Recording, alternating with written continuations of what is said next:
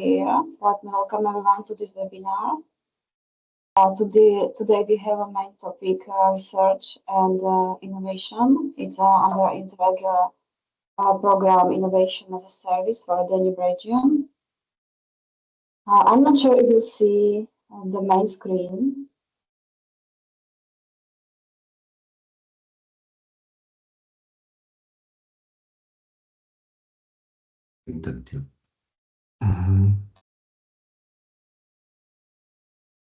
Yeah, I can see it. Yeah, okay, super.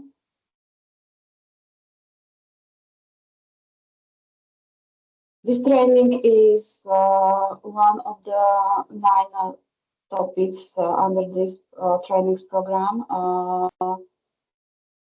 In the next month, we have a market research, then infrastructure and collaboration opportunities, and then production and manufacturing.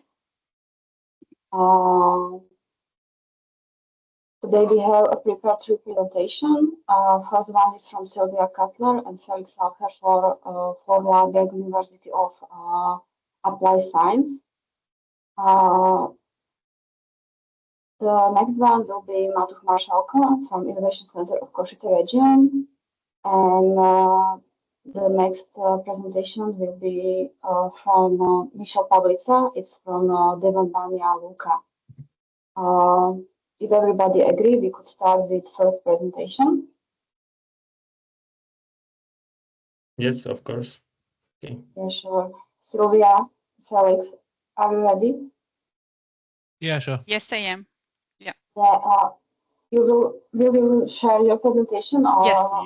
Yes, yeah, I will. Okay. So I stop mine.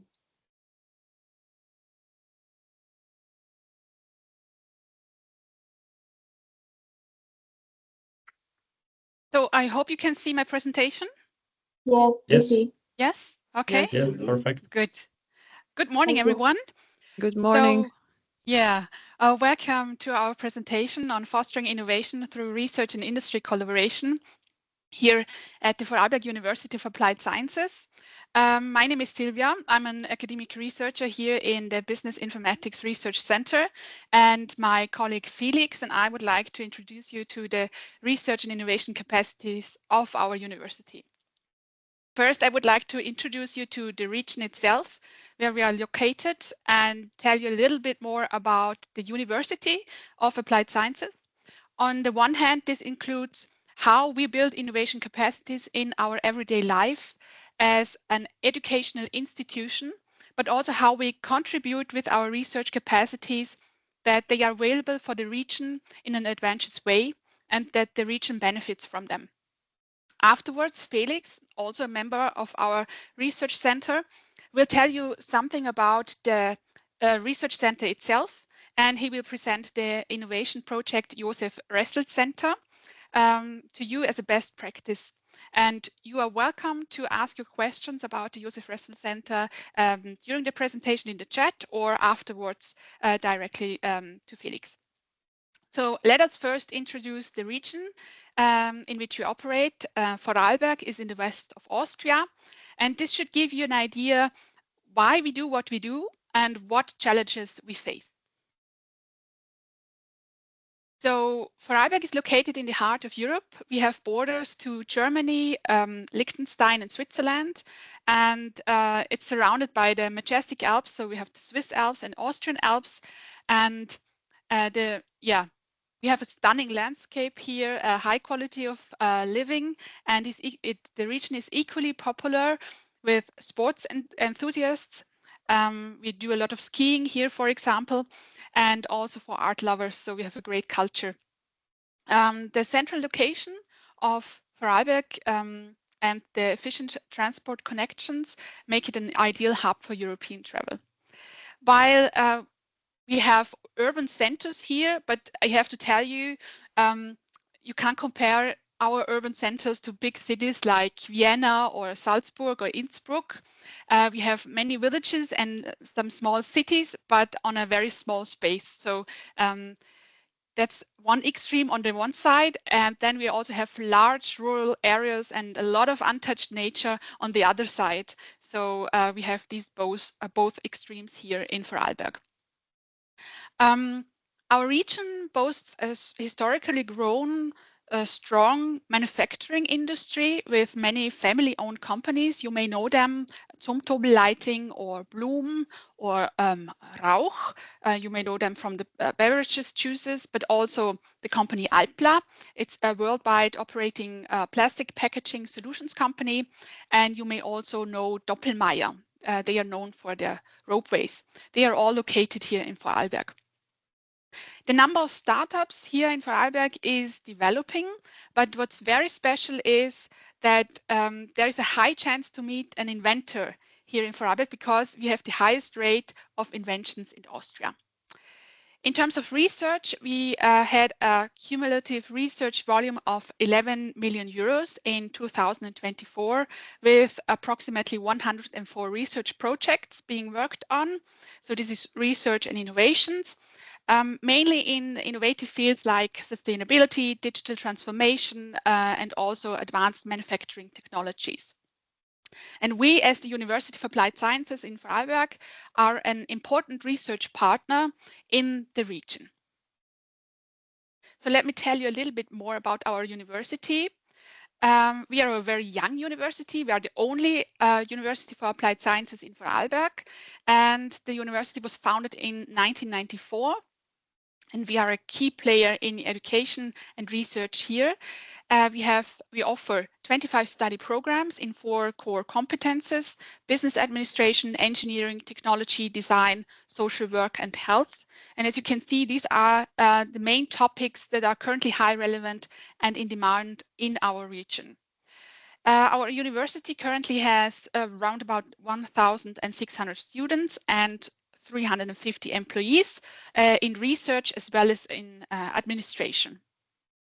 We operate our own research facilities, and we collaborate with a lot of institutions internationally and here in the region, and with industry partners. So what makes us unique? What are the key elements of the university? We offer an efficient and practice-oriented instructions in our study programs. The direct connection between research and studies is very important for us, and we try to establish an open learning environment and an international learning atmosphere. We are very well aware of the fact that our students are the future leaders of the region, and we are committed to maintain close contacts with our industry partners to ensure that our graduates are very well prepared for the job market. So I will show you in which the structure of the university. Here we call it FHV, FHV in German. That's the short version of University of Applied Sciences in Vorarlberg. On the one hand, we have our study program I've already mentioned. And in the second pillar, you see another core element of our work, the research. We are one of the research strongest universities of applied sciences in Austria. And we also offer advanced trainings. This means further education and master's programs at an academic level in the institution of Schlosshofen. This is for professionals and lifelong learners. So let's focus on our capacities. We support research and innovation capacities through, on the one hand, through our study programs with specializations and contextual studies, but we are also a member of the RUN-EU, that's a university alliance, and we have our research centers and groups, we have technology partnerships and labs, and we do also have innovation projects like the Josef Ressel Centers. And we actively collaborate with regional and international industry partners to address real life or real world challenges. So I would like to briefly highlight the various areas. So what does it mean that we foster innovation within our study programs, among our students? This means that we try to address important questions, innovation context in our study programs. This means course content, specializations, contextual studies. They have the chance to learn something about startups, entrepreneurship, or a design process thinking. Then we are part of the SCABI, that's the Sustainability Teaching Case Studies for Business and Engineering Education. That's an international project to anchor sustainability as a core value in business and engineering education. And this should prepare students for the green transformation. And therefore, they are encouraged to bring in new ideas and to make innovation. Then we also have event formats that promote innovation, like you can see there, Open Idea or Technic Forum. And this should support exchange, but also networking and to talk about new ideas. And we have an in-house startup center. It's called Startup-Stube. It's there for students as well as for employees. When they have ideas, they can go there and work on their ideas. They find their consulting, coaching, mentoring, and support. And this also includes special programs for women. Then we are, as I've mentioned before, in RUN EU. That's a European university, an alliance of 7 dynamic universities from 6 different countries in Europe. And as you can see, this means a lot of students and 53 faculties and around about 100 research facilities. That's very important for the researchers. And this means that our students have the possibility to participate in new study programs and get new degrees. The focus is on regional development with a focus on sustainability, multiculturalism, and inclusion. For researchers, this means access to interregional European innovation centers, but also to collaborative research projects and the strengthening of cross-border knowledge transfer and exchange and networking opportunities, of course. And therefore, I think that the RUN EU is also an important part of our innovation and research capacities. So now let's move on to another core element of our university. It's the research. So you have to know that our international research capabilities at the University of Applied Sciences in Vorarlberg, these are mostly third-party funded and should serve the region. So collaboration with partners in industries and businesses are prioritized. Here are some key figures for you. So we have a research volume of 6.5 million euros. This was in 2024. And over 100 researchers work at the FAV in Dornbirn. And they collaborate with more than 300 research and innovation partners. This means these are approximately 60 research projects, and the half of it is with companies and institutions, public and also private institutions from Vorarlberg. And this should lead to benefits for the entire region. Therefore, I would like to give you a quick overview to our research focuses and our research portfolio. So as you can see, we have research centers and research groups. These are mainly technology-based. So you can see business informatics, digital business, microtechnology, human-centered technologies. We have one group in empirical social sciences. And you also can see here our research focus, which is mainly AI or IoT, but also sensors and logistics. Yeah, and we also offer research services like material coating and characterization, but also laser processing, environmental simulations. We have different labs, and we have the Josef Ressel Centers. There are 2 of them at the university. One of the Josef Ressel Centers is located in the Business Informatics Research Center. And it's an innovation hub that facilitates knowledge transfer between academia and industry. And that's the point where I would like to hand over to Felix. Felix is a member of one of the Josef Ressel Centers, and he will tell you a little bit more about the Business Informatics Research Center itself, and afterwards about the project. If you have any questions, remember, please write it down in the chat, or afterwards you can ask Felix. And now I would like to hand over to Felix. The stage is yours. I will stop sharing. Perfect. And then I will take over from here. So you have just seen this slide, so I'm just gonna take over from here. Shortly, I think Silvia introduced me quite well. Saicha Felix, working at the Research Center Business Informatics at the Josef Ressel Center, which I will talk a bit more about in a moment. But first, let me quickly talk about the Research Center as a whole, so that you know where we are located and what we are doing.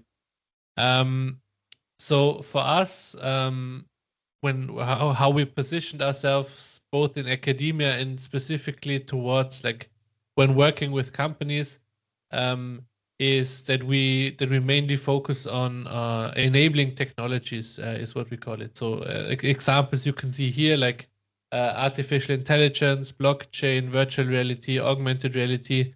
Those are all technologies that enable businesses to become more innovative, and this is where we as the research center think we can help. You can see here in the center it's called FZBI, which is just the German name for the research center where we are located.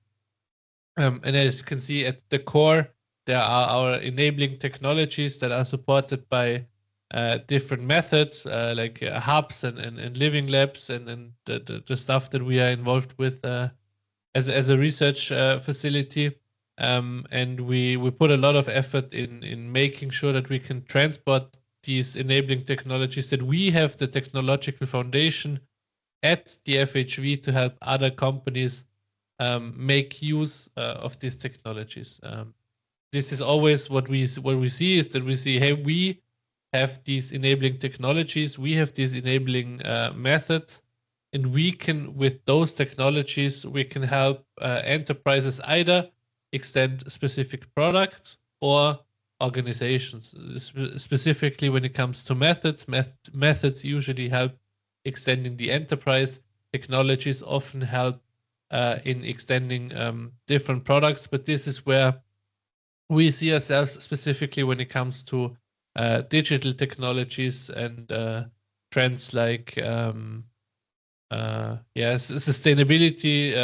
We can do a lot with these new technologies and with these new methods. As you might have probably guessed from the presentation that Silvia has already shown you, we get we are mostly third-party funded, and we get that funding from a lot of different places. Of course, there are a bunch of huge funding opportunities within the European Union, which we gladly take part in. Specifically, Horizon Europe is something that we have been quite involved with and quite successful with getting funding.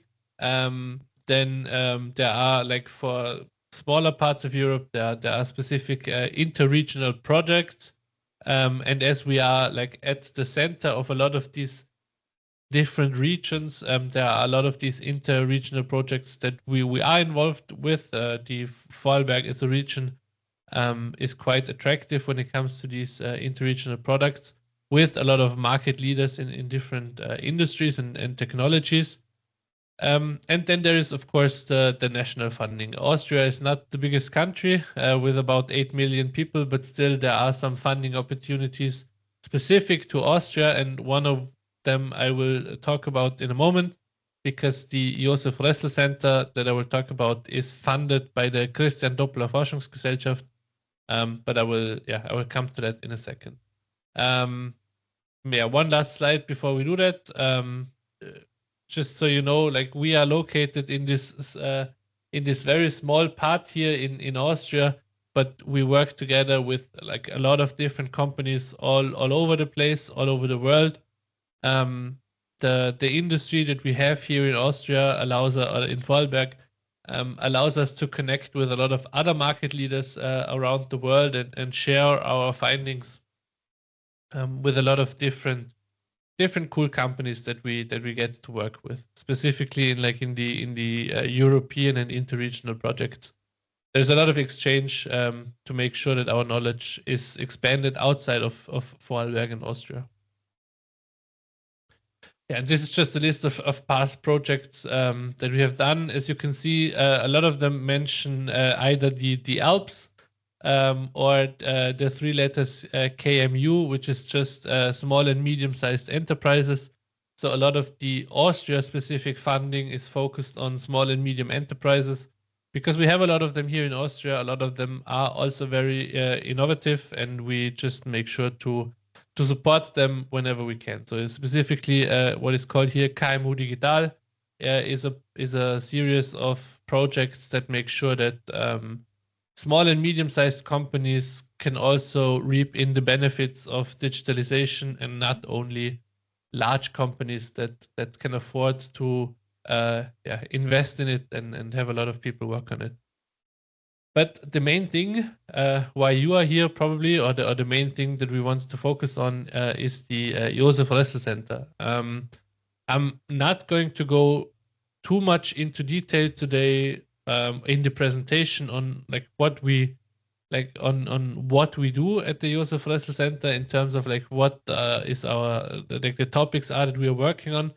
This is more focused on how a Josef Ressel Center is set up, and how this setup, we believe, can be a prime example of how, if you have the right setup of like a funding, you can make sure that all of your knowledge and the things that you do during your research is useful for industry, so that the knowledge is transferred into industry. And I think this is what the Josef Ressel Center setup is perfect for. And if you have any questions about what we actually do, like what does this for robust decision making mean, then I can probably explain that during the questions if you're interested in that. But the Josef Ressel Centers are application-oriented research projects. And the way that they work is Josef Ressel Centers are always set up for a funding period of 5 years, funded by the Christian Doppler Gesellschaft and the FFG, which are both Austria funding bodies in Austria. And the way that they work is they are set up, as I mentioned, for 5 years with a evaluation after 2.5 years. So you are funded for 3 + 2 years. If you manage to pass the screening basically after 2.5 years, you will get the full 5 years funding. And the interesting way that this is set up is that half of the funding for these Josef Ressel Centers comes from the governmental bodies, and the other half comes from industry partners. So when you create or when you want to have a Josef Ressel Center funded, when you hand in your application basically, or your proposal, you already need to have industry partners lined up that are willing to agree on a 5-year contract with you, where they guarantee basically that if the outputs of the research are as expected, that they will pay for 5 years for half of the costs of this Ressel Center. So as I already mentioned, there's a long-term project duration. I will go into why this is important in a minute. And there's a midterm evaluation after about 2.5 years, depending on scheduling.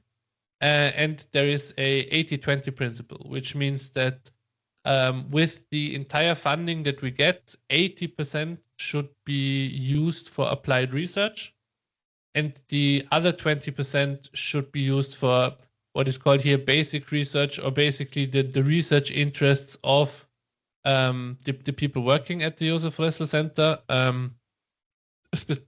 Specifically for us, this usually means working on PhD topics, or topics that are closely related to the PhD.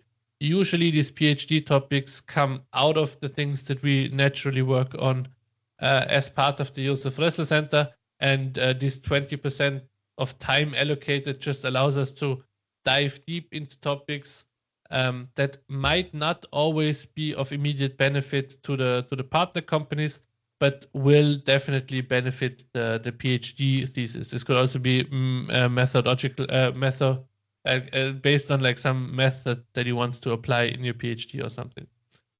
Yeah, and as you already mentioned, there's this bottom-up approach that basically all of the goals of this Josef Ressel Center are aligned with the goals of the research partners. And what is also very, very nice about the Josef Ressel Centers is usually when you have a long-term project, 5 years in this case, it often happens that goals change or that goals shift, so that it's either in the research or at the partner companies that different things need to be prioritized at different points in time.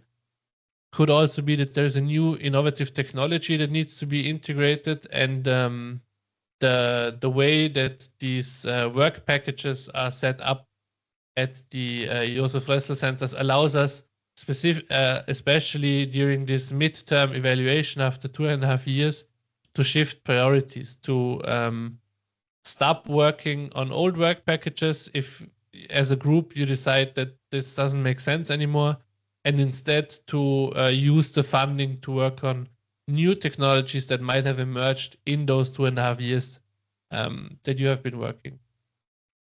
And when it comes to improved practicability of research competencies, what makes the Josef Ressel Centers special is that, as I mentioned, half of the funding comes from the partner companies, and their evaluation of the results after 2.5 years is also a large part of the entire evaluation. So it could be that the scientific evaluation of a Josef Ressel Center is good, so that the scientific evaluator says there's a nice amount of research output in terms of conference papers or journal papers, and that is all nice and good, and that is one of the goals of a Josef Ressel Center.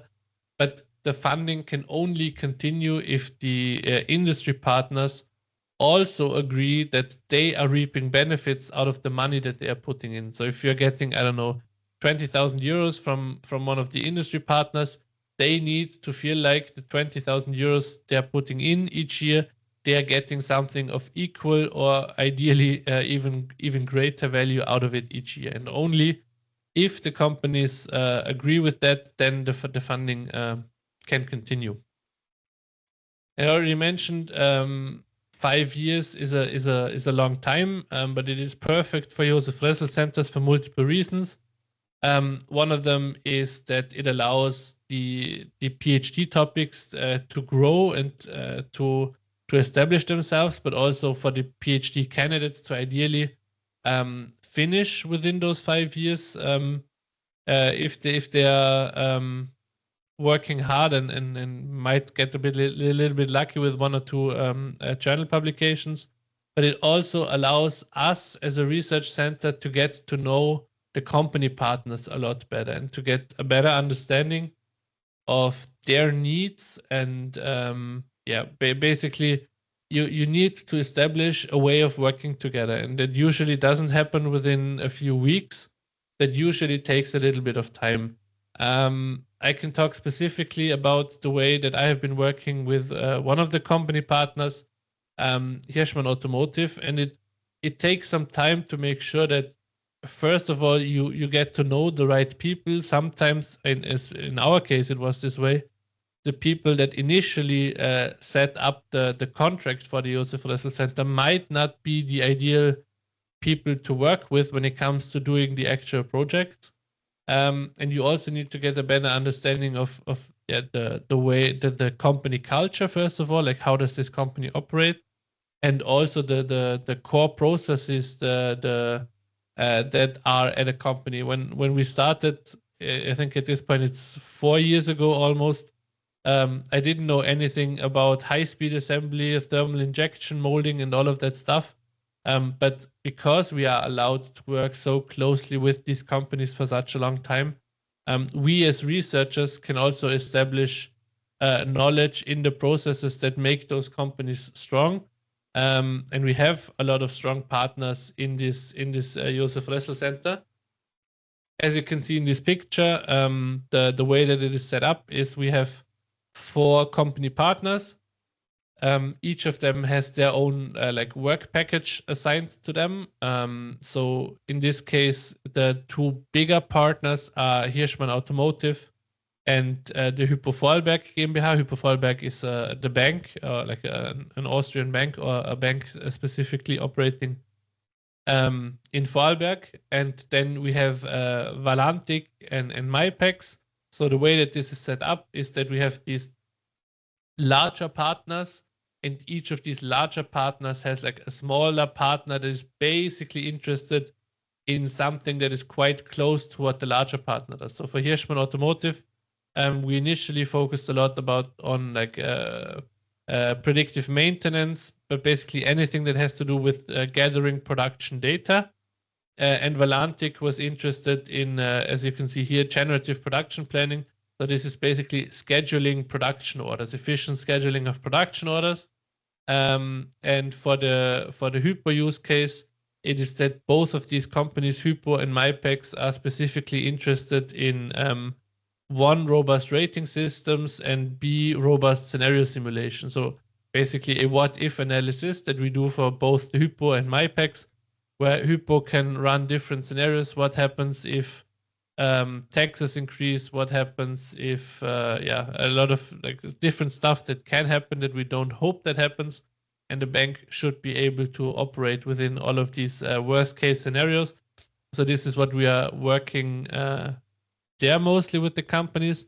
But yeah, as I said, my focus in this case is mostly on the Hirschmann Automotive use case. And I only brought one slide here with me, but I think with this slide I can show and explain a lot of what we do. So what you can see here is on the left side is a picture that is at this point like a year old or something, but it shows a live production dashboard that is set up at Hirschmann Automotive in their production hall. And why I mentioned this is because this is something that they have developed together with us at the Josef Ressler Center. They came to us at the beginning of the project and they said, hey, there is this thing people talk about called Industry 4.0. That's like especially what the Germans like to use as a term. Smart manufacturing is another one that you could use. And we feel like we are lacking in this department. Like we have all of these production machines and we are not getting any data out of it. We don't know what's going on. Everything is basically done on paper. And if you want to stay competitive, this needs to change. This was a radical transformation that was happening right as we were starting this project. And they said, hey, we need to have a system architecture that supports this.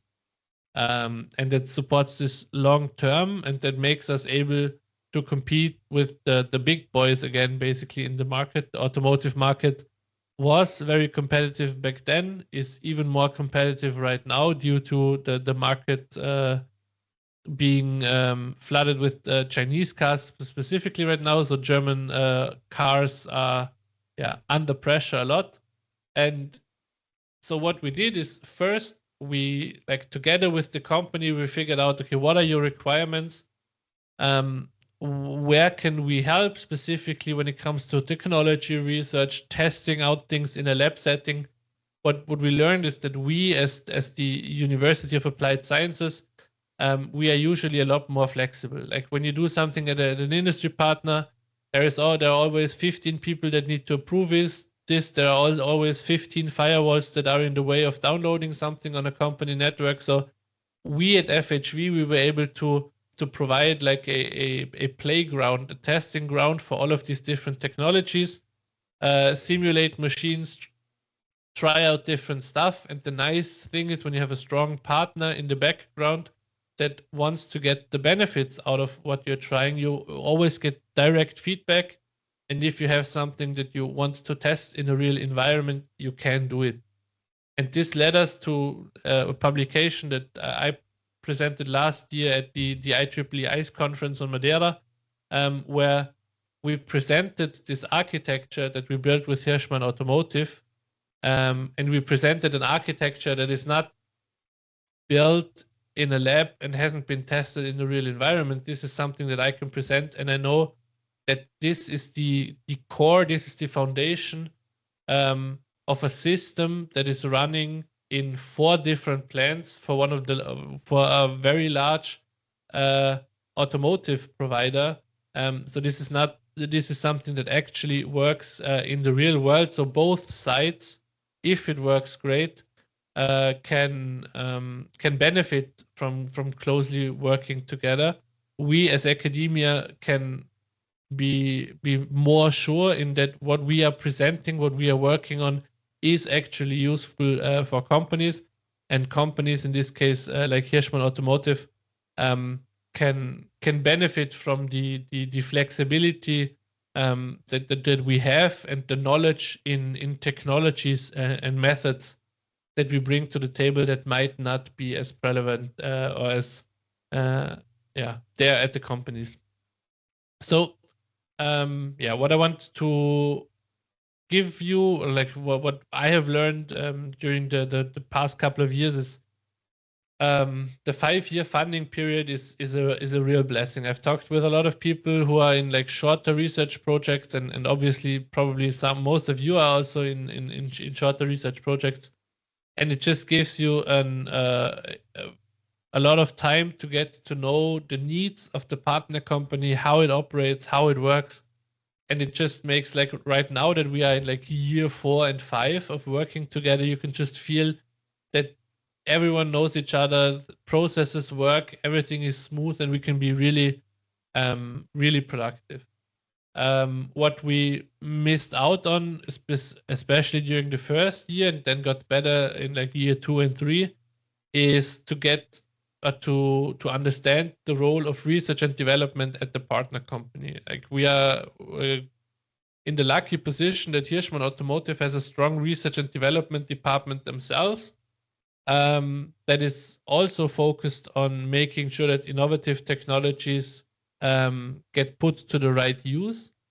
And they are basically our first line of defense when it comes to getting new ideas, prototyping new stuff, anything that's like internal in the company where anyone has a good idea, be that at the C-level or like an operator on the shop floor.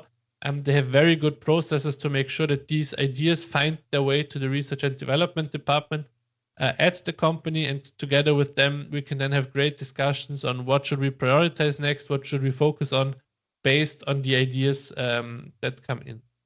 The evaluation by the partner companies enforces that tangible benefits are created.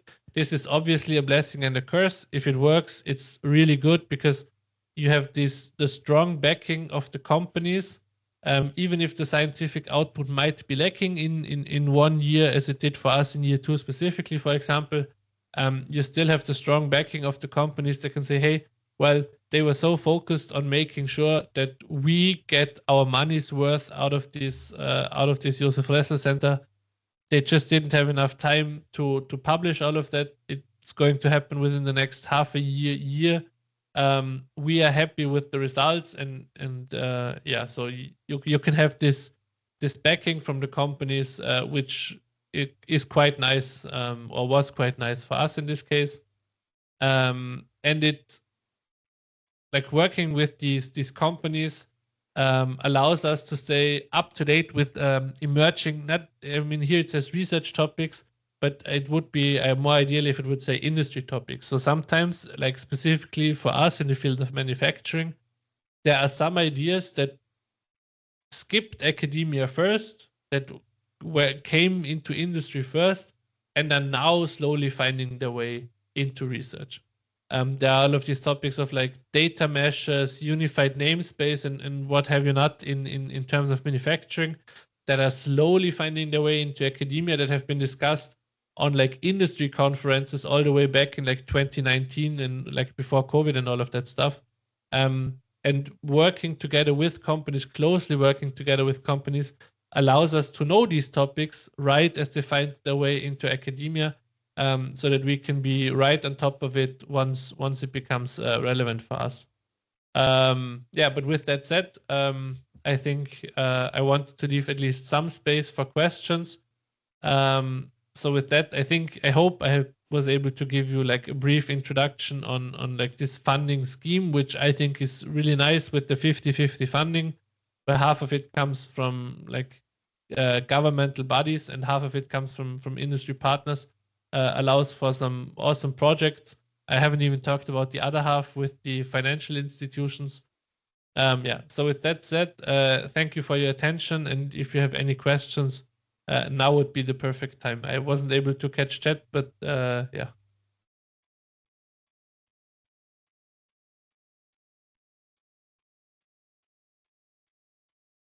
Before we have some question, I really say thank you, Sylvia and Felix, to your interesting presentation. We really appreciate the introduction into the topic. University life looks really interesting as the study program the same, the labs. It's a shame I can't get involved anymore.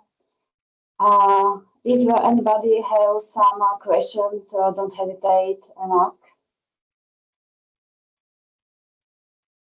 Yeah, and otherwise, if you still need to think about it, I know that I can be quite fast sometimes and provide a lot of information in quite a short amount of time. We will still be here. Yeah, and if you have any question, just feel free to reach out either in the chat or something. Or yeah, you can also obviously, I think, I know for me at least, you can find me on LinkedIn. So if like you need to sleep on it first, and then tomorrow you wake up and said, this is what I wanted to ask Felix, you can just hit me up on LinkedIn. Yeah, sure. Thank you, Felix. Thank you. I also check chat, so now we have no questions. So I think we could continue with the second topic if everybody agree. It's a presentation by Maciej Marszalko from Innovation Center of Košice region. The topic is innovation and region growth, the future of Slovakia. So, Matusz, it's your turn. Yeah, thank you so much, Barbara. Hello, everyone. I hope that you see my presentation fine in the screen. So, yeah. Okay. My name is Matusz Marszalko, and I'm working for this company like EU Project Writer. And I prepare for you studies from a national bank who we focus on this project. Because there is a lot of terms what we can using for our work. So I want to show you these ideas because our team request me for presentate this topic. So what it means, the Curie project. Curie project is catching up region innovation. It means it's a focus on innovation helps for regional development in Slovakia, particularly in Banská Bystrica and Košice. Banská Bystrica is the sixth biggest city in Slovakia, and Košice is second one. Innovation is crucial for economic growth, job creation, and modernization of industries. Slovakia has great potential, but still lags behind more development countries. That's why with Slovakia Catching Up Regions was created, this project. It supports new technologies and starts up and research to help Slovak regions grow faster and become more competitive in Europe. What is it, this project? This project is cooperated by the European Commission, implemented by the World Bank in Slovakia, and focus on research, development, and innovation in Banská Bystrica, concretely in Košice and Banská Bystrica. What is the goals? The goals is so to help these areas catch up with more development European regions by supporting business, education, and technologies. A key part of initiative of creation of regional centers, which will serve the hubs for innovation and technological progress. Main goals of CARI4 is supporting talent, governments, and monitoring, developing companies and startups, transferring technologies. In the supporting talent, we have the similar in our company that we want to educate young people, scientists and experts to grow with startups. And in this term, it means that supporting via universities in our cities. Second part is developing companies and startups, helping small business grow to innovate it. Our center is helpful with our place and our activities for growing up these companies. We want to connect in our region these companies to help them possibilities in our projects and to connect to other consortium with other companies. Third is transferring technologies between universities and business. So we still are using the sciences and the experts for this talking during these companies and organizations. So we're using the experts from university to request them for helping them. In the real days, they come to our center and they talk about in a conference about how we can support them, how they find a correct grant, and how they can connect to find perfect colleagues for their projects. And the fourth point, improving governance and data monitoring in regions. If we achieve the goal, Slovakia can attract the more investors, create better jobs, and become leader in innovation.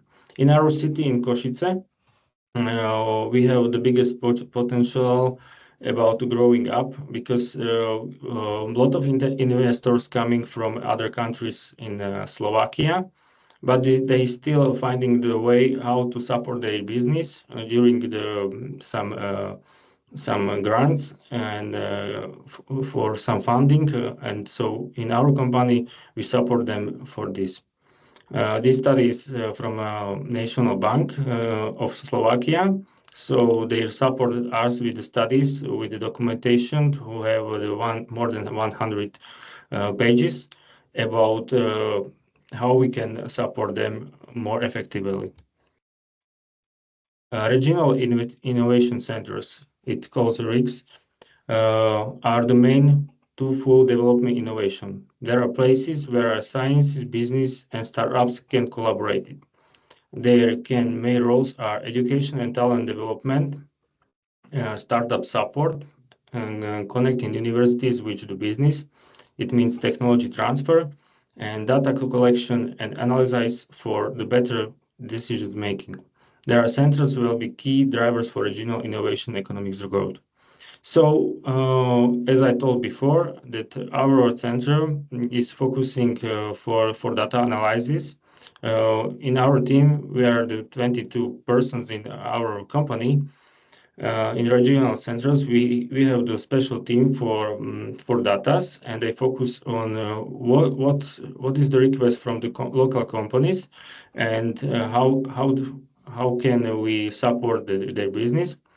Education and talent. We're preparing a lot of events and special projects for support the school students, which visited our company, and we at the other side we visited them in the universities.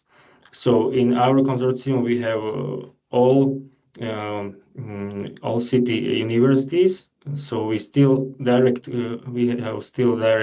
connected to these schools. Yes, fourth is startup support, funding, incubation programs. So we prepare still every year the focus or program for them. When we talked with the other specialists from the schools and from the regional administrative, we're talking about how we can be more effective. Fourth is connecting universities, as I told before. So we want to ask them how we can be more effective with the technology transfer. The 4 pillars of innovations is included in our company. It's from this project. So we are still believe in startups, and there is a lot of young talents. So we improving education and working conditions. Second one is business and startups. So we, as I told before, that we making a lot of events. What we included a lot of teams from the universities. How we can support them, and we want to motivate them to create own startups and help them how to grow up and believe on their own startups. So sometimes the startups growing very fast up, but they need to support to survive these startups. Technology transfer, collaboration between universities and companies, yes, as I told before, and create the local ecosystem for effective investments. These points, it means that we need to be in good connection with all companies in our city and our regions, because in the past we don't have any special ecosystem for growing up the concretely in Košice, in our city. We don't have a special system for support this ecosystem for companies. So now vision is to connect them and be like in Europe standards in ecosystems. Supporting talent, one of the key goals is keeping young people in Slovakia. Many students leave the country because they don't see enough opportunities. Kuri wants to change this by offering education programs in innovation, connection between students and business, support and loving startups.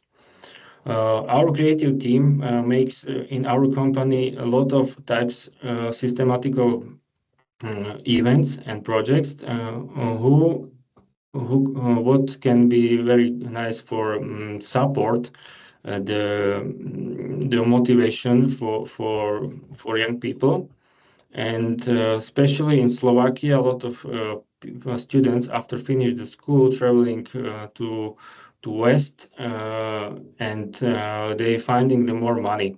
We believe in our company that we can prepare them very nice business support and support for their startup. So we want to give them the idea that you can stand here in Košice if you have some ideas for your own business. Stay here, and we want to support you very effectively and help you to and teach you to survive.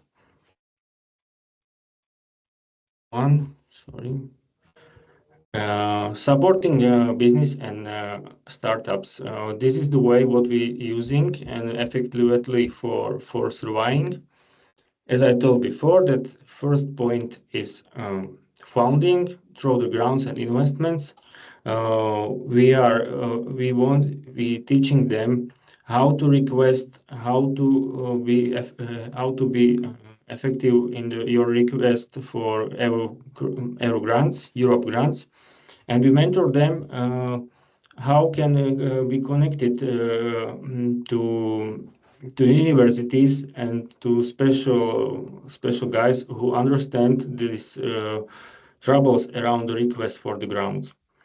Third is support for expanding to international markets. So we open the doors in our company to these students or companies. We are the point for connect to another countries from Europe, and we will show you how your business can grow very fast or effectively. University business, it means collaboration very effectively. This, as I told you before, it's focused on our company. So we did a technical university and another free universities in Košice. We helping to make consortium and connections with the students to teachers and to our guys who are supporting supporting these laboratories who are using for growing up the startups. funding projects that help the industries. This ensures that scientific discoveries and use in real business application. So we want to be helpful for them in the real life. So their vision we want to provide to normal and effectively business. Improving governance and ecosystem. We are the regional innovations. We have the innovating regional strategies, and we improving funding from Europe grants and collecting data on the regional innovation development in our company. We collect all these things together, and then we make some strategies how we can the startups prepare for next years. For example, the startup at the first moment can be very grow up very fast, but 2 years later can fall down with ideas, with the money. So we help them to survive their ideas and prepare them for surviving for the next years to grow up again. Examples and innovations programs, micro grant. There is several programs placed under this project, such as micro grant, small funding for innovative ideas, proto lab, a space for testing new technologies, startup factory, and accelerator for young enterprises. There is from the national bank programs, which we focus when we want to prepare next projects for the grants. So we will see the ideas how to prepare the grant request for the next companies and students. What is the biggest challenges in our regions? So lack of funding for the startups, weak collaboration and brain drain. So we still thinking about these points in these problems. We are focused because this if we support these troubles in our business and in our companies and in our startups, we can be very successful with the next years for survive many companies and many startups. The future of the innovation in Slovakia. Our vision is that in this project is better education for the young people, supporting startups and business, connecting university and industries more than these years. So we have the open collaboration in the projects, but next years our company takes new colleagues to our team. So in this vision, we want to grow up like this. To connect more universities and collaborations with students and companies. Okay. So thank you for attention. I hope that you understand my presentation.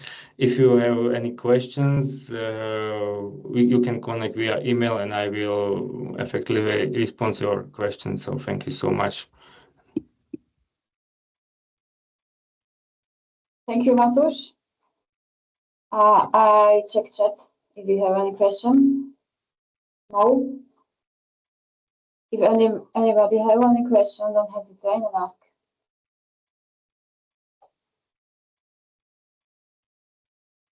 No. Okay, so if everybody agree, we could continue to third topic. It's from Del Convania Luca by Michel Paulica. Are you okay with this or need some small break? Let's continue. It seems everybody is okay, so I guess I can start. Yeah. Yeah, sure. Super. Thank you very much. So it's your turn. I hope everyone can hear me loud and clear. And let me just share my presentation screen. Can you see the screen on my presentation? No? Yeah, we see. Okay. Thank you very much. Okay. So my name is Michel Pavlica. I'm coming from Banja Luka. It's the second largest city in Bosnia and Herzegovina, and it's in the northwest part of the country. I'm not representing a public institution, academia, or some big body or company dealing with research, development, and innovation. I'm representing a small company which is called DevCon. DevCon comes for development consulting, and basically we are dealing with many little things which are in relation to economic development in Bosnia and Herzegovina primarily, but also in the area of Western Balkans. So just to give you a few examples, we are working on establishment of the community of practitioners to support small and medium-sized enterprises. We are performing assessments of things such as digital maturity of enterprises, assessments of quality of public services. We are also pretty much active in the area of strategic planning, private sector restructuring, enterprises, support to enterprises in different areas such as digitalization, and also in monitoring and evaluation of regional projects. This is just to give you a small overview of who we are and what are we doing. Now we are very interested in this subject because we are basically trying as a small company to provide to companies the elements of a system which are unfortunately missing in this country. And I would say they are pretty much missing in the whole region of Western Balkan.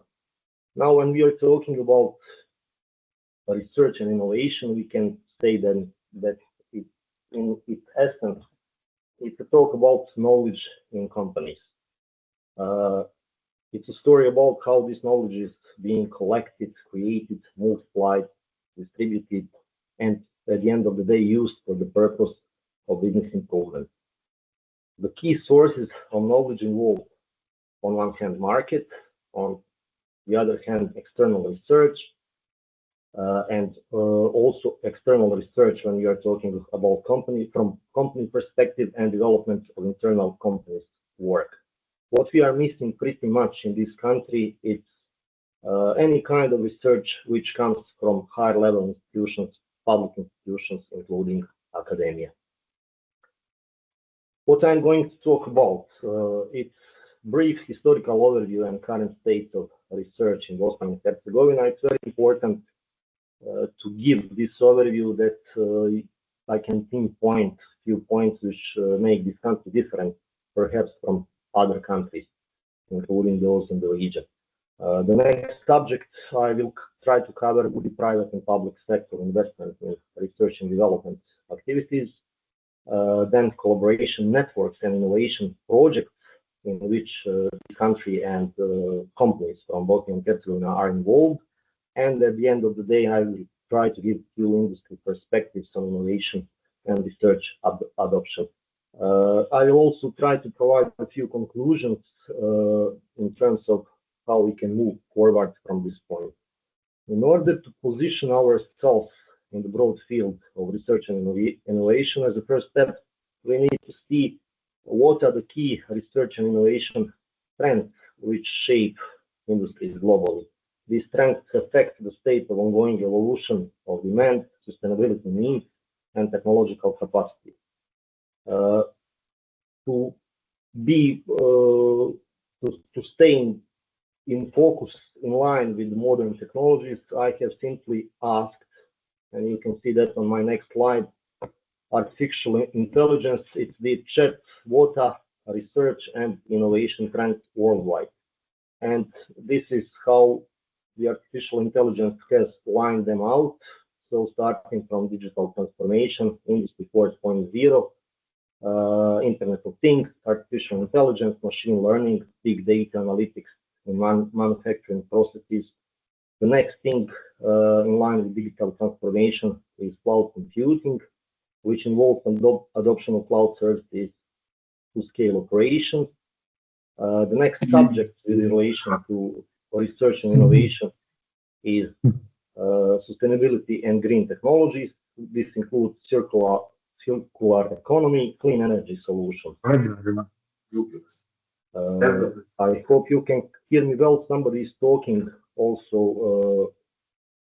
Perhaps somebody has his microphone on. Okay. The next subject with relation to innovation is artificial intelligence and automation, biotechnology and health innovations, cybersecurity, supply chain resilience, which is very important for the industry in the period of crisis, such we have witnessed during the COVID pandemic. Then smart cities and urban mobility, which involves research into smart city technologies, focusing on data-driven urban planning, energy-efficient building, and sustainable transportation solutions. Advanced materials science is also important for innovation. Food tech innovations in alternative foods, sustainable agricultural practices, food safety technologies. Also, one very developing thing in the last time is quantum computing. In the field of finance, it's decentralized finance and fintech, workplace technology and hybrid work solutions is another element of innovation trends, which DHS has provided as an answer to my question. And this all leads us to something which is called the smiling curve. What is the smiling curve? In seek for an answer why research and development, applied innovations included, is important for enterprise sector. The smiling curve tells us exactly how involvement into practices other than production, I mean pre-production and post-production activities, can increase the added value of company's product. With the advancement in the technology level, the company increases its capability to become a part of more advanced value chain. With the time, activities or internal functions of the company, which are other than production, become to play more and more significant role, and the smiling curve becomes even more smiley than it used to be historically speaking. While global trends show shift from production to pre-production and post-production activities. On contrary, some recent research suggests that companies in Bosnia and Herzegovina are predominantly focused on production functions, while other business segments, such as research and development, design, logistics, marketing, and after-sales services, are not given enough attention. And why research and innovation is important in this context? As an intangible pre-production value-adding activity, research and development helps adding economic value to products and services, serving as a key tool for better positioning in the global value chain. The same applies to other pre- and post-production activities such as design, logistics, marketing, post-sales, retail. Positioning in the global value chain reflects the level and kind of value creation of a firm or an industry.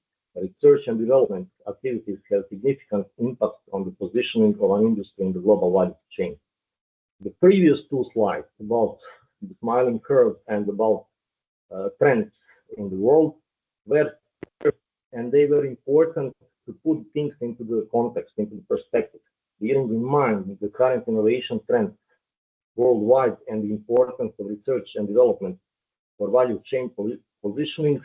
Now let's take a look at the current and previous state of research and innovation in Bosnia and Herzegovina.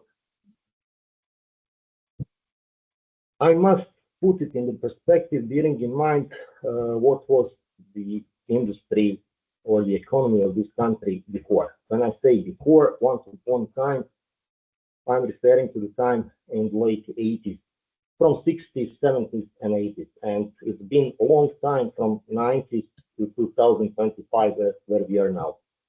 So once upon a time, same like some other countries which were belonging to socialist or communist part of the world, there was a domination of large state-owned companies.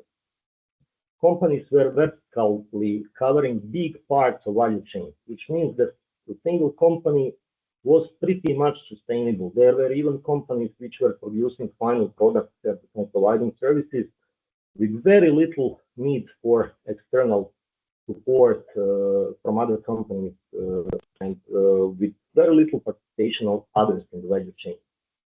These big companies have had own research and development departments within the company.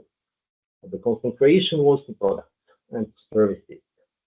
There were strong links with universities and research and development institutions, and most importantly, there was a shared university and company knowledge management, meaning that some of the professors who were working at technical and other universities were at the same time members of the board of these large companies.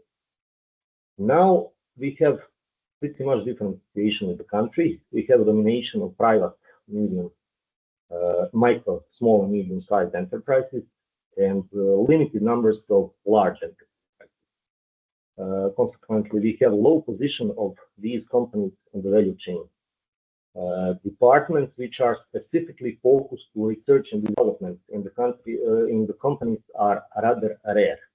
They exist in very, very few companies. Even this function is non-existing in the company. We have the case that the companies are rather concentrated to processes than to products. This comes from constant pressure to reduce prices. This comes from the situation that these companies are positioned very low in the value chain. We have weak and occasional links with universities and research and development institutions. And this is not only to blame these institutions, this is also to blame the companies which have limited capacity for any kind of collaboration. And as a consequence, there is a limited use of external knowledge for research and innovation activities.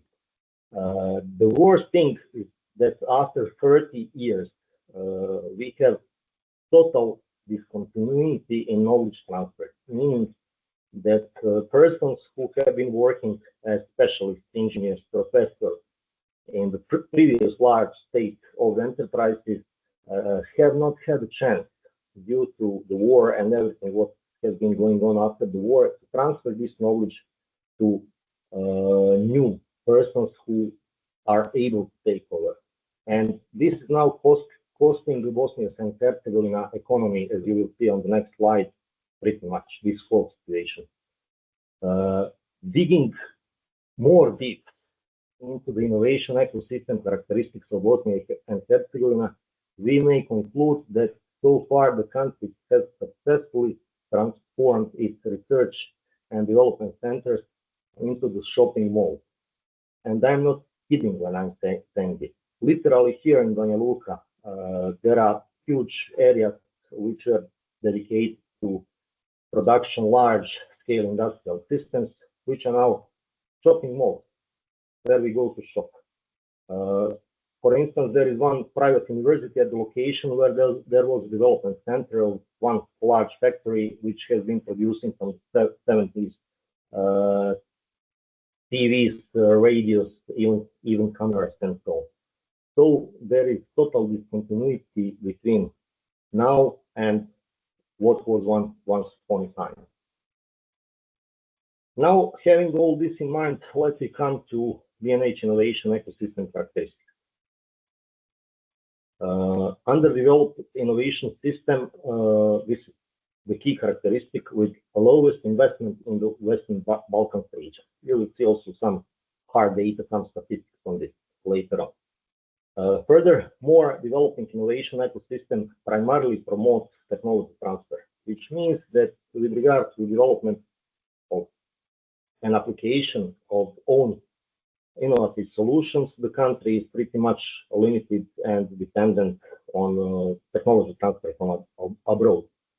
We still have underdeveloped capacities of key stakeholders and interactions which should enable joint use of scarce resources, meaning that literally links between, for instance, academia, institutions which are supposed to support research and development and innovation on one side and companies on the other side are very shy.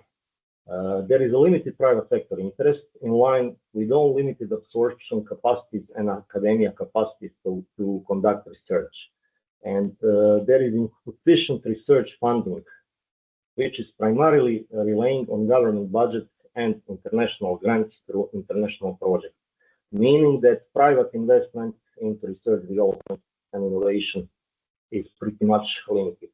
Finally, we come to something what is called usually bureaucratic hurdles and lack of innovation infrastructure. And by this, I will just single out the case of typical faculty lab. For instance, at one technical faculty here in the city of Banja Luka, there are 14 different labs, out of which only perhaps 2.5 are operational. Instead of serving the needs of enterprises, these labs primarily serve representation needs in case of visit of some international and other delegations, meaning the professor or assistant comes, opens the lab, shows the equipment, and this is how the lab is being used. Labs do not work and they don't earn money. Responsible ministries find it difficult, for instance, to refund accreditation or reaccreditation of a lab, and we are talking about perhaps 10,000 euro amount of investment. Besides being busy with their formal education responsibilities and re-election into positions, the professors and assistants do not find interest in working through university systems, since roughly half of the earnings is taken away before it comes to persons who did the job. Under these circumstances, there is no question why nobody is interested to support and to work through university systems. So professors rather work as individual consultants or through private companies than through universities. And as they are working primarily alone or with a limited number of other persons, the knowledge is not being shared, it's not being exchanged, it's not developed. And why is it so difficult to support research and development environment? Why public sector does not recognize research and development, innovation, and relevant knowledge? Many of people who are foreigners have heard of exemplary complex administrative structure of Bosnia and Herzegovina. We have 13 governments and probably hundreds of ministries. It's very hard to count. We have ministries at the state, entity, and national level. We have institutions which are supposed to support research and development, on one hand, universities and faculties, and on the other hand, other institutions such as development agencies, technological parks, business incubators. Also, we have institutes and accredited labs, and you have previously heard how it works in the case of universities, and we have also chambers of commerce, different consultancy agencies. However, since there is a limited investment from the public budget in all these supporting institutions, there is a high dependence on international projects. Institutions which should deal with research and innovation involve ministries, universities, chambers, consultancy agencies, as you can see on the slide, and nominally the key elements of research and innovation ecosystem exist. Government agencies at both entity and state levels provide funding for research and innovation projects, but this funding is very, very limited. It's limited to few thousand euros and per project or per beneficiary, and it's very difficult to do any serious work with the money available. Universities and research institutes represent vital components of innovation ecosystems, and they are contributing not only to industry but also to education, research, and knowledge transfer among students and other members of academia. For instance, institutions like the University of Sarajevo and University of Banja Luka could play significant roles in producing skilled graduates and conducting research. Unfortunately, there is a tendency that graduates are taking different opportunities, and many of them decide to leave the country after their graduate and try to find job and life opportunities abroad, elsewhere, in most of the cases in the West Europe. Specialized research institutions, including public and private entities, contribute somewhat to research and development in various fields.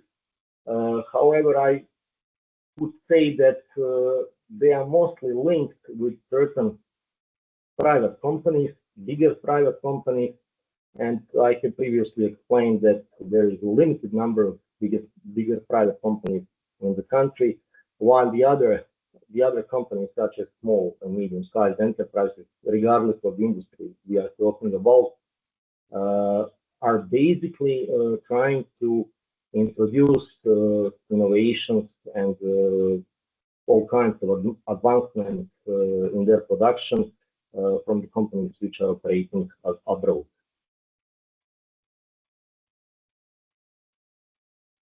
The key challenges and barriers, this innovation ecosystem in Bosnia and Herzegovina is facing many challenges. In addition to this bureaucratic hurdle, the lack of cooperation between institutions and insufficient innovation infrastructure are probably the biggest challenges. And in addition to that, there is a limited funding, which represents probably the most prominent challenge at this moment.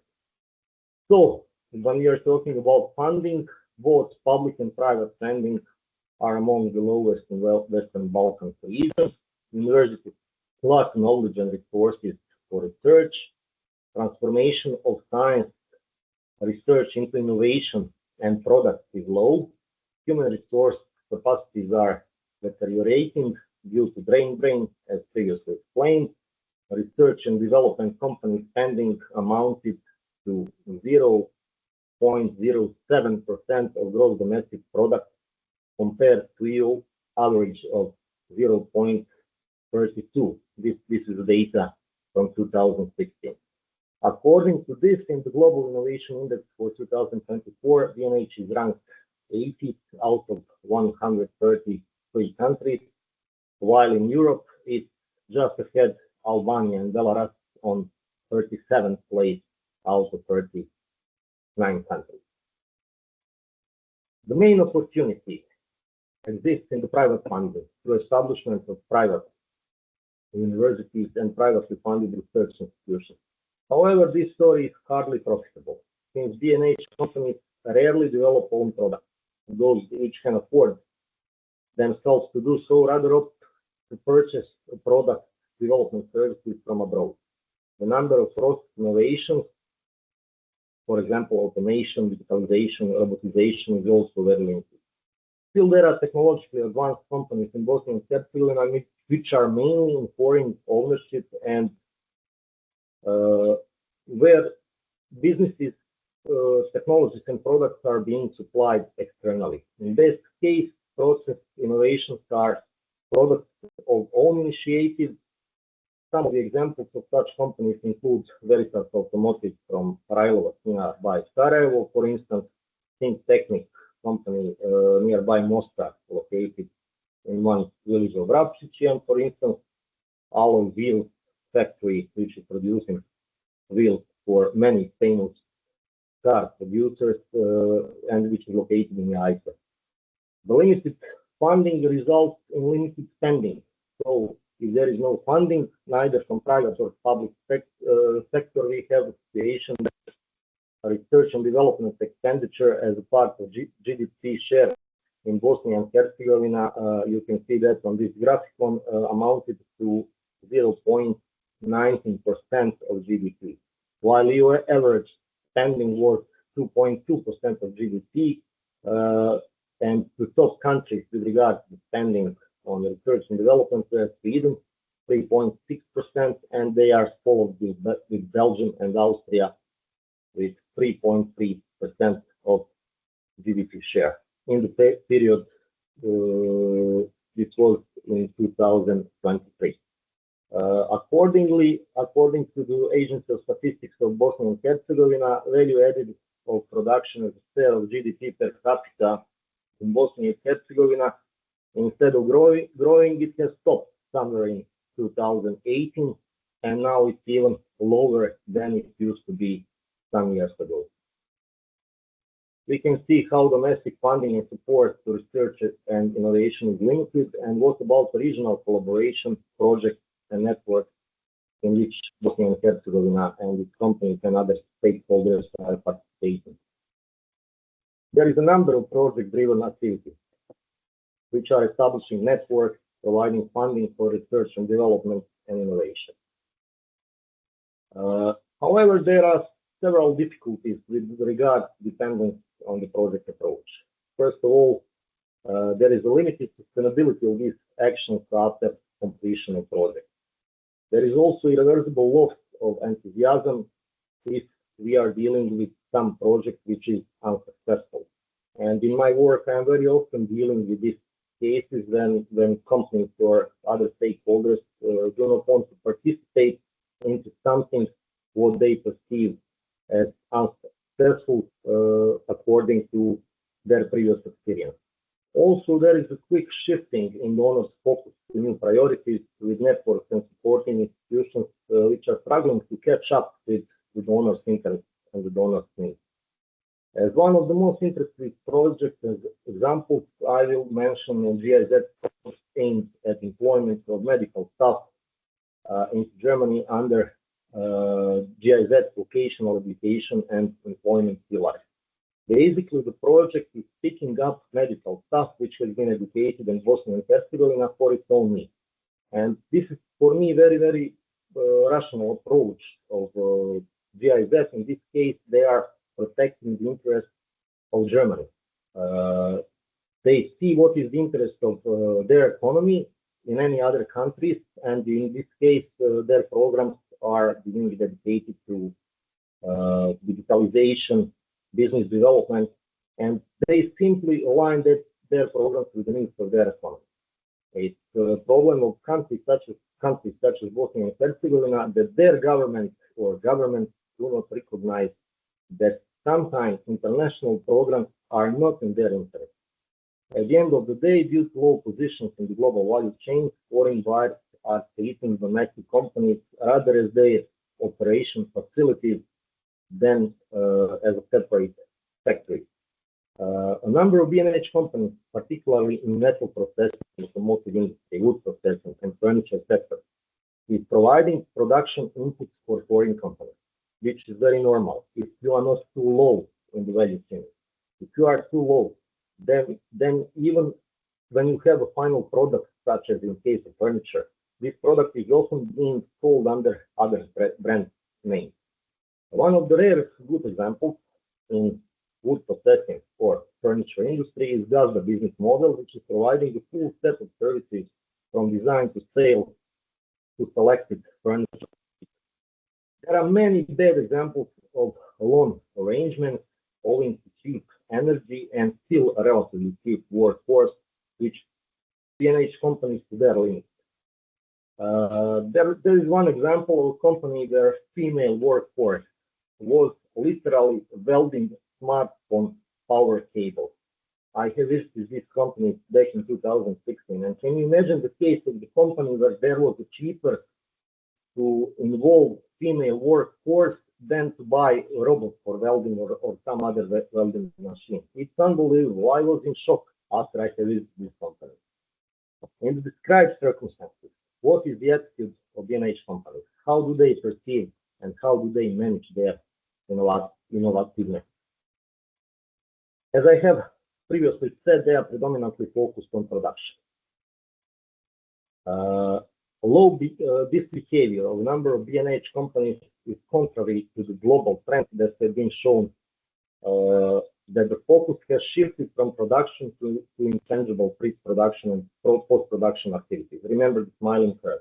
The situation has its causes but also consequences.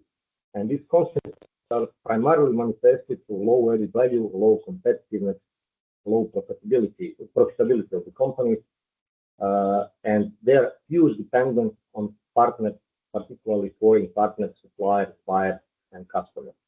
In addition to the ecosystem to support companies in B&H.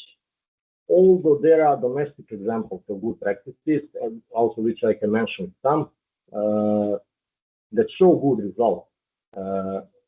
These good results can be achieved by outsourcing some functions, internal capacities of the domestic companies, especially outside of the production function. Also, there is lacking knowledge and capacities that include pre-production and post-production activities. This concentration production is basically a big problem to the companies because they tend not to deal with anything else than production. Furthermore, there is a modest ecosystem that supports businesses and low trust of businesses in service providers, including service providers in the field of development and innovation. The key requirements that push innovation come from buyers, and legal requirements such as certain technical standards in the last time CBAM is very important. And the consequences, as I have already stated, are low added value of B&H industry production, low competitiveness, and low profitability. And now let's see how does this reflect to B&H companies' innovativeness. A survey of almost 5,500 companies shows that 40% have some innovative activities at the level of the company. I'm talking about innovations at the level of the company, which can only be perceived as innovative if we are talking about company level. They are not innovative in terms of country, even the region. Only 4% of scientific and research personnel are employed in private sector, which shows that there is a big discontinuity, or there are two weak links between academia and real world, the companies. Cases of interaction of companies with public science and research system are rare. Companies enjoy almost no support from public sector. Now, 34% of companies develop new technologies internally, 33% in cooperation with foreign experts, 19% in cooperation with other companies, 10% obtain them through licenses, while less than 2% do so in cooperation with public scientific and research institutions. This is, of course, out of companies which have certain activities in the field of development of new technologies. Most companies are not in favorable position for innovation, even those that produce final products. They often sell it, as I have already explained, under somebody else's brand. And what are the perspectives under the described environment? The industry perspectives in B&H, there are several ways how we can try to improve this situation. One way is continuous effort towards integration with international and European frameworks. We are seriously lacking these frameworks as a country. The other way is improvement of institutional frameworks, which are critical in fostering a more thriving research environment. And we can do this by participation in various international research programs and networks, such as EDIH, AIT. Also, there is possibility to improve the situation through collaboration opportunities, initiatives like Horizon Europe program and other EU initiatives. And I would also like to mention at the end of my presentation one curiosity. Our colleague from Slovakia has been talking about support which is provided in this area to companies in Slovakia, and one of the curiosity relates to the city of Žilina, and the first factory of Volkswagen, which has been opened in Žilina back in 1991, has been transferred from Sarajevo, Bosnia and Herzegovina. This is one very, very interesting moment. What could be done and what should be done? While Bosnia and Herzegovina had a rich historical research and innovation context, there are post-war challenges which are very, very hard now and which have tempered its development. To move forward, we need to strengthen institutional frameworks, we need to enhance funding, we need to promote collaboration and innovation, and we need to try to revitalize the research and innovation landscape in this country. And this is basically what I have prepared for this presentation. It was rather challenging to find out any positive elements of B&H research and innovation system I have been talking to some university professors. I have been talking to some industry specialists, and basically, and unfortunately, they share the same opinion that the situation is very difficult. And I would like to ask all of you who are working in similar activities and similar projects to try to help us, to try to exchange your knowledge and experiences so that we can move forward and so we can catch our place with the rest of the developed world. Thank you very much for your attention. Of course, I am available for any questions and additional information, and of course for your comments. Thank you.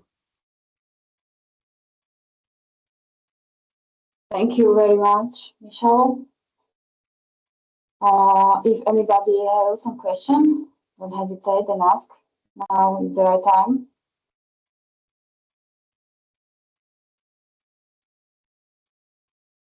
No. Once again, thank you to all the presenters for their time and the interesting presentation. Sylvia, Felix, Martus, Michelle, thank you. I also thank everyone who participated in this webinar on our research and innovation capacities. I look forward to the other topic we have on the agenda in the coming weeks. I hope to see you again in our travels. I would like to remind you that the next workshop will be on the 8th of April on the topic market research. Finally, I would like to remind you that if you have any question, don't hesitate to contact the presenters or the Innovation as a Service team directly. So thank you for your attention. Have a nice day and see you soon. We have some hands raised. Excuse me. Yeah. Goran, yeah. Okay, go on. Sorry, you were too fast in closing the event. Sorry, I didn't get chance. I didn't get chance to respond. I just want to thank all the participants of today's webinar, especially our colleague Michelle, which have presented the situation in Bosnia and Herzegovina, and we consider this project. I just wanted to say this. We consider this project as a good point in which we could, establish exchange of information regarding the national development project, national programs of support to innovation. So whenever we face, when I say we, I'm talking about primarily organizations from Bosnia and Herzegovina, but also the organizations from Western Balkans. Whenever we face transnational cooperation, we are in communication with the organizations which are heavily or not so heavily using their national programs of support to development and innovations. And what we are trying to do is to get in possession of the information about their national programs, because as Michelle said, we are in lack of national programs for development.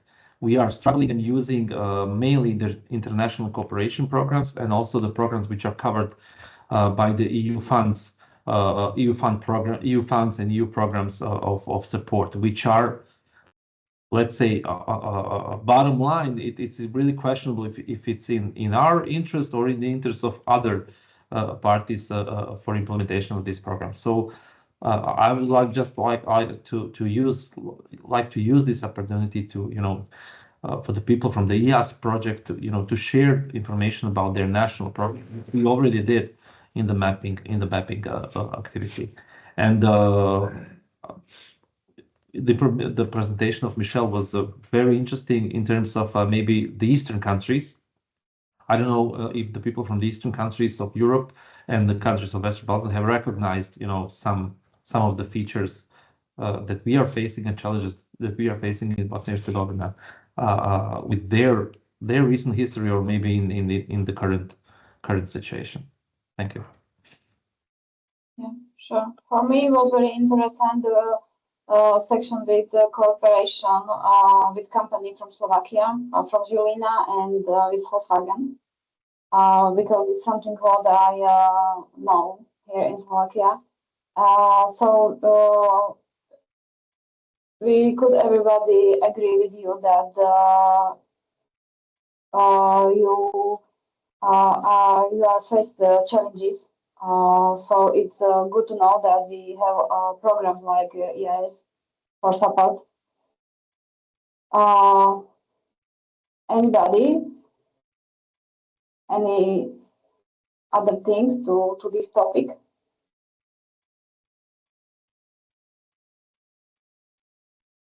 Today we have quite public.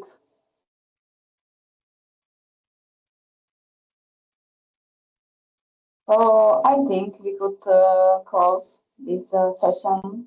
Thank you again, Michelle. Thank you, everybody. Thank you, Sylvia, Marek, Matusz, Felix, everybody. Thank you for your attention. And we will soon. Goodbye, everybody. Thank you so Bye. much. Have a nice day. Bye. Thank Bye. you. Thank